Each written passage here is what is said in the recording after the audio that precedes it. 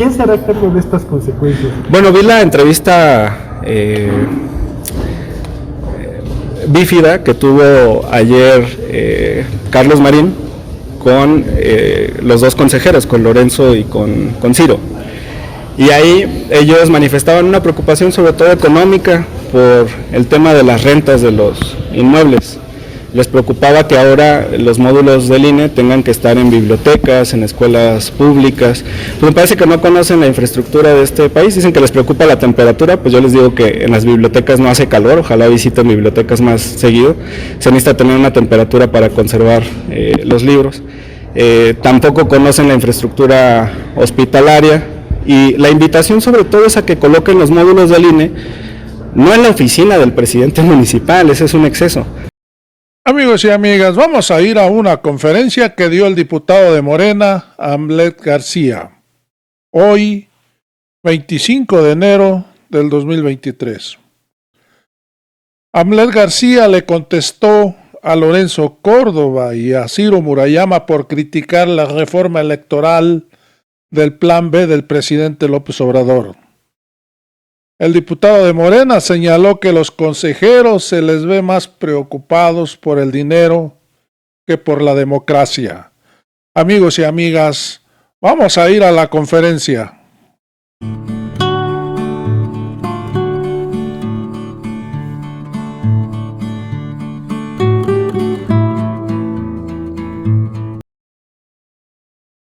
Diputado, quisiera preguntarle respecto al proceso de consejeros, de la elección de consejeros del INE. Uno, ¿qué están previendo en cuanto a tiempos? Si se mantiene como esta cuestión, ayer ya nos platicaba el diputado Mier, que se han hecho algunos ajustes incluso de calendario. ¿Qué complicaciones podrían hallar precisamente para la elección de los consejeros en cuanto a los acuerdos que se pueda llegar a generar precisamente para primero conformar el comité y después para hacer esta modificación de la convocatoria en cumplimiento del fallo del tribunal, ya que ayer el coordinador Mier hablaba incluso de que pues habría que resolver primero esa primera parte para no caer en una cuestión de desacato que pudiera pues invalidar o incluso motivar otras acciones contra el Congreso de la Unión. Claro. Bueno, comentarte primero que la convocatoria que se había aprobado y que fue confirmada en su gran mayoría, salvo en 3 porciones que tenían que ver con la participación del comité técnico para rendirle informes a la Junta de Coordinación Política, el tema de ser más precisos en cuanto a la paridad y la cuestión de separar las convocatorias de la presidencia de las consejerías del propio instituto. Pues nos está llevando a modificar efectivamente el calendario, pero la Cámara no fue omisa, o sea, la Cámara tomó el tiempo prudente, los plazos eran extensos, había periodos de reflexión muy importantes, se permitía un examen por escrito, la etapa de las entrevistas, incluso algunos días para que la ciudadanía pudiera objetar o expresarse en torno a los semifinalistas. No eran los últimos, pero sí a partir de que hay 100 perfiles ya podía haber participación de la ciudadanía. Tendremos que compactar la convocatoria para poder estar en tiempo al 4 de abril, que es cuando se quedarían vacantes esos espacios, porque el 3 termina el periodo de los 4 consejeros que salen. O sea, me parece muy prudente el diálogo con los magistrados. La verdad es que sí viene a dificultar el proceso porque íbamos en tiempo, pero pues es responsabilidad del tribunal que modifica la jugada, digamos, cuando ya está en marcha, y ahora pues habrá que realizar esos ajustes. A mí me parece muy importante que siga el examen escrito. Quizá tenga que reducirse los porcentajes de quienes van afrontando las siguientes etapas. Por ejemplo, en la convocatoria inicial, solo el 50% con mejor resultado en el examen escrito pasaba a la siguiente fase. Quizá ahora tenga que ser solamente el 40 o el 30% para depurar más rápido, de tal manera que las entrevistas también en la fase semifinal sean menos que las que estaban pronosticadas, porque eran 100 entrevistas, la convocatoria exigía la presencia de cuando menos 3 integrantes del comité técnico asesor, y se daba un plazo más o menos de una semana para desarrollar las entrevistas. Todo eso se tendría que compactar o dialogar con el tribunal primero en un diálogo político y después, en cuanto al cumplimiento de la sentencia, hacer una propuesta por la vía jurídica que nos llevara a extender el proceso más allá del 4 de abril. O sea, yo no creo que haya mayor afectación en que el instituto funcione con 7 integrantes durante algunos días, pero lo más importante es respetar las fases del proceso. Entonces, son esas dos opciones: o compactamos o se da el diálogo y el tribunal autoriza pasar más allá del 3 de abril. Después de todo, uno de los principales errores del tribunal, que no permitió el cumplimiento de la sentencia, es que vinculó al pleno de la Cámara de Diputados. Y en este momento no hay pleno de la Cámara de Diputados. Eso va a ocurrir hasta el 1 de febrero. Entonces, ¿cómo un órgano que no está instalado va a cumplir una sentencia que le está dictando el tribunal? Oiga, y en la cuestión de pues lo que sigue en la elección de los consejeros, ya tenemos conocimiento de cómo es el proceso, hay fechas de cómo se tendría que llevar al pleno, pero varias veces se ha mencionado por legisladores de Morena sobre todo y del propio coordinador, pues que prácticamente lo ideal sería la insaculación de la Suprema Corte como una parte de, pues, quitar esta parte de cuotas, de que haya negociaciones y que sea la Corte la que resuelva y a final de cuentas legitime. Si se llegara a esta instancia, ¿no sería pasarle la bolita a la Corte para una labor que debería de cumplir el legislativo, o es simplemente pues una cuestión que ustedes buscan precisamente tener un respaldo y una justificación de quiénes son los nombres, pues sin que haya esta distribución de consejeros? Fíjate que el tema de los sorteos es una medida muy interesante para eliminar precisamente este tipo de afinidades o de deudas políticas. Porque si un sorteo dice que es consejero, pues tú le debes el cargo a la suerte, no a un partido político o a un dirigente político. Me parece que es una medida muy virtuosa que podría incluso aplicarse para otros cargos relevantes. Recordemos que hay muchos nombramientos que todavía están pendientes, por ejemplo, en el Senado de la República, ¿no? En mi caso, por ejemplo, el Tribunal Electoral de Jalisco, que debería estar integrado por 3 magistrados, está funcionando con 1. Y pues ese no es un tribunal, ese es un juzgado. Solo hay un juez y él toma todas las decisiones, pues es un juzgado, no es un tribunal. Entonces, para evitar el impasse, porque eso genera una afectación al servicio público en sus distintas vertientes, en los distintos poderes u órganos autónomos, me parece que siempre el sorteo va a ser una salida óptima y confiamos en la Suprema Corte, no creo que haya ahí ningún problema. ¿Qué tendría que pasar en la Cámara de Diputados para que se llegara a la insaculación en la Corte? Porque también está la insaculación, si no hubiera la mayoría calificada que se requiere en las quintetas, tendría que haber una insaculación de la Cámara. ¿Qué podría pasar para que esa insaculación no se realizara en la Cámara, que tenga que llegar a la Corte? Porque entiendo que pues la única forma en que no se diera la insaculación aquí pues sería una toma de tribuna o una cuestión que realmente impidiera que aquí se hiciera la insaculación. Bueno, yo veo 2 modelos de insaculación, uno en la Cámara, que podría interpretarse en el caso de que no existieran acuerdos, porque hay una pequeña fase en la que la Junta de Coordinación Política remitiría las propuestas no de las quintetas, sino del voto por los consejeros. Me parece que ahí es donde resulta aplicable la insaculación en la Cámara, o posteriormente cuando ya lleguen los perfiles al pleno, si es que no se logran las 2/3 partes. Y finalmente pues está la opción de la Suprema Corte, pero esa convocatoria se necesita modificar. La nueva convocatoria es la que vamos a tener oportunidad de revisar y de elaborar pues con toda diligencia. Hay que tener en mente que esa primer convocatoria en este momento no está vigente por la resolución del tribunal, entonces no podemos hablar de lo que hubiera ocurrido. Más bien tenemos que estar atentos a cómo sale la segunda convocatoria. Yo siento que por los plazos tendría que traer solamente el sorteo de la Corte si es que no hay acuerdo aquí. Ok, y finalmente hay una disposición respecto ya al tema del plan B de la reforma electoral. Hay una parte en la que cambian el inicio de las campañas a noviembre. Digamos que son 3 semanas. ¿3 semanas? Sí, es un ajuste de menos de un mes. Ok. La presentación que están previendo de impugnaciones, porque ya anunciaron por todos lados la oposición que van a impugnar la reforma electoral, incluso todavía sin que se publique en el Diario Oficial de la Federación ni la haya aprobado el Senado. Esto daría más tiempo para presentar impugnaciones antes, digamos, de que se inicie el veto de 3 meses de poder publicar leyes electorales, o sería pues algo que se tendría que respetar los tiempos del inicio de las campañas en septiembre? Bueno, lo que hay que considerar es que tenemos procesos largos. O sea, el proceso de renovación de la Presidencia de la República, la Cámara Federal, el Senado y muchas entidades federativas, según correspondan, 9 entidades renuevan gubernaturas, se prevén para otoño de este año, van variando, primer domingo de septiembre, tiene algunas ligeras variantes. Entonces, hablando de procesos que duran 9 meses hasta la jornada electoral, pero 12 meses hasta la calificación de la elección. Entonces, tener a la ciudadanía un año entero en proceso electoral me parece que es desgastante. Cualquier tiempo que se pueda acortar resulta benéfico. Incluso está en juicio la utilidad del tema de las intercampañas, ¿no?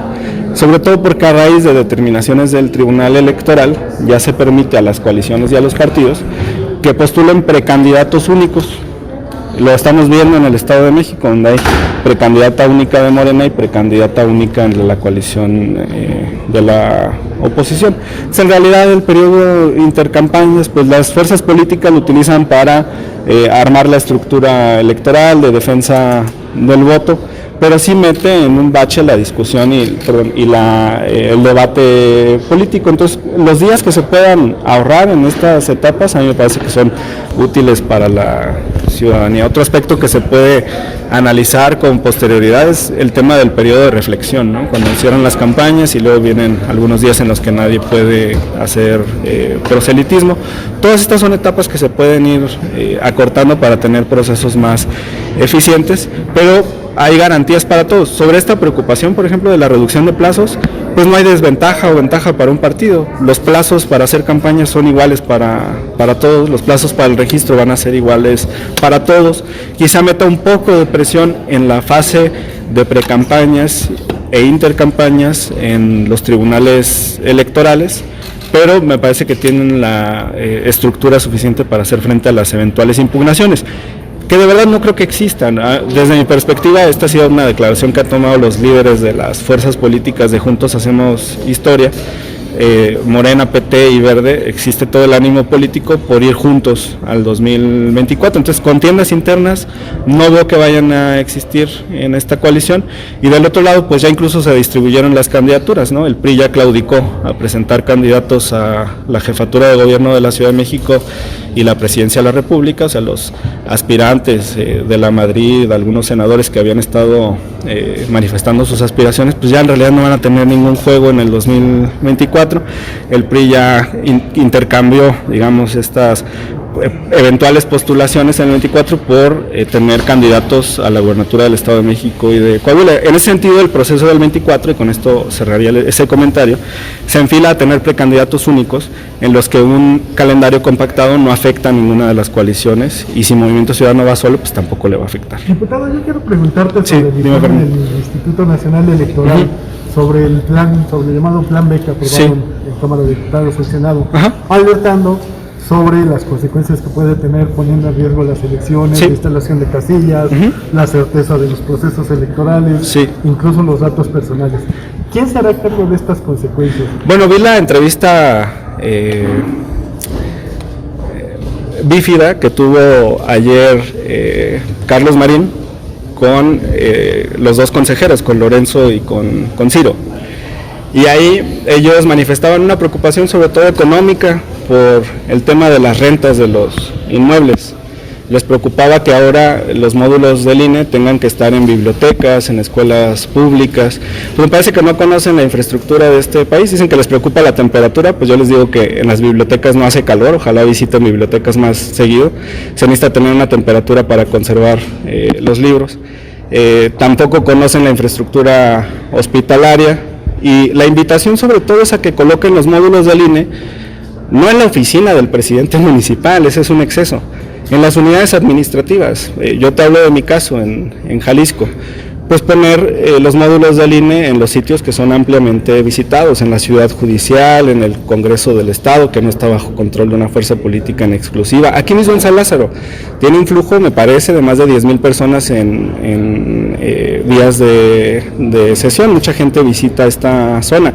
En las terminales aeroportuarias podrían existir también condiciones, y hay algunos espacios que son administrados por el Estado mexicano, porque lo que tenemos es que mucha gente no está actualizando su credencial para votar. ¿Dónde tendrían, por ejemplo, que estar los módulos? En las fronteras, en Tijuana, en Ciudad Juárez, en Reynosa.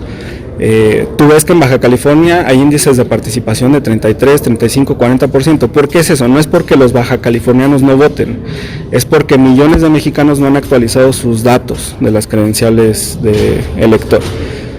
Los módulos del INE en ciudades fronterizas tendrían que estar cerca de la línea, cerca del cruce fronterizo. Pueden estar en las instalaciones del Instituto Nacional de Migración o de la Secretaría de Relaciones Exteriores. Ellos también desconfían de la Secretaría de Relaciones Exteriores cuando tiene un servicio profesional muy digno que ha trabajado para distintos gobiernos en las últimas décadas. Lo que falta es imaginación, entonces, para ahorrar. Y en esta entrevista con Carlos Marín, yo lo que vi es que su énfasis estaba en ese aspecto económico. Resultaría importante revisar cuánto pagan por metro cuadrado de renta. Nuestro cálculo es que estaban pagando 700 millones de pesos al año en rentas de módulos. Esto es excesivo. Hay que analizar cuánto se está pagando por metro cuadrado para ver si hay sobrecostos en este aspecto. Pero permíteme insistir en el informe institucional del INE sobre los riesgo de instalación de casillas, riesgo del conteo. Las casillas, me refiero otra vez a la entrevista con Marín. La instalación de las casillas se expande ligeramente a un crecimiento de un 3-4% por proceso electoral, pero los colonos de un barrio, de cualquier municipio, saben que la casilla está en la escuela de su colonia, saben que está en la plaza principal del municipio. Entonces, que tengan que mantener una estructura enorme para decidir dónde van a estar las casillas, si las casillas siempre están en lo mismo. Se amplía ligeramente este porcentaje también conforme a las migraciones internas, pero no se requiere un equipo permanente. Les preocupa también el tema de la cartografía, pues que diseñen planos cada 3 años, no necesitan estar diseñando planos todo el tiempo.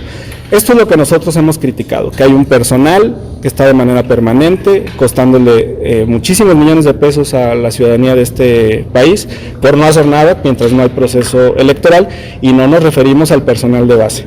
Están garantizados los derechos de los trabajadores que están en los módulos del INE. Al contrario, yo diría, si se van a ahorrar rentas, pues mejor que esos recursos se destinen a pagarles más a los trabajadores de los módulos del INE, que ganan muy poquito en relación a los salarios de los consejeros nacionales, federales. Esta judicialización que se está haciendo del plan B del presidente, ¿a qué va a llevar? Para que se confirme en la Suprema Corte el plan B. Si lo dijimos en tribuna, si sus objeciones son las que están manifiestas en el voto particular del senador Monreal, pues yo no les veo camino a la inconstitucionalidad.